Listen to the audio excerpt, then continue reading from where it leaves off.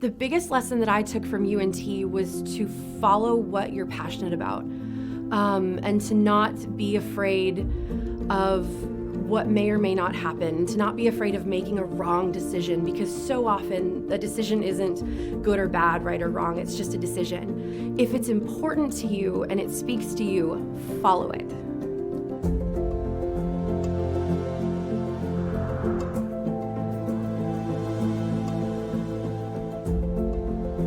I am an academic counselor for UNT's Office of Advising Services. I primarily work with undecided students who are trying to find the major that best fits them and any of the credits that they may have already accumulated. So I have this moment when I'm sitting across from a student that I call the shoulder drop, and it's when they've sort of laid everything out to me about being undecided and how they don't know what they want to do with the rest of their lives, and everyone seems to have an opinion, and we sort of talk through what it is they want and how to connect majors with who they are in a way that most people don't get a structured way to do, and you see their shoulders come away from their ears and drop, and they say, "Oh, I feel so much better." That's the moment I live for, is when I can help a student to realize, like, it's gonna be okay. I ended up choosing an English major because my whole life everyone told me I should be a teacher.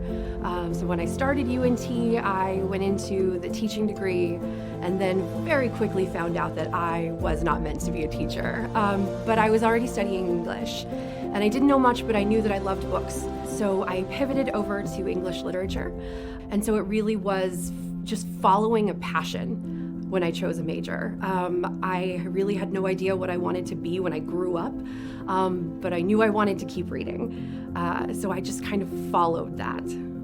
The beautiful thing about an English degree is you can take it and do anything, which is also intimidating. And so my advice to you, to students who want to get an English degree, would be to follow your passion and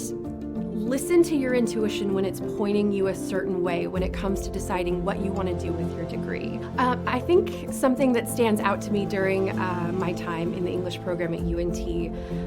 was the literary criticism writers' workshops that we all got to have, where essentially you would start with what's called an annotated bibliography, and then you would turn that into an essay, and then you would turn that into a research paper of about 30 pages, and then you would turn that into a conference presentation and present that to the other people who were at the conference. And so it was a really fun, slightly scary way of refining your skills, getting group feedback, and figuring out the kind of writer, researcher that you wanted to be.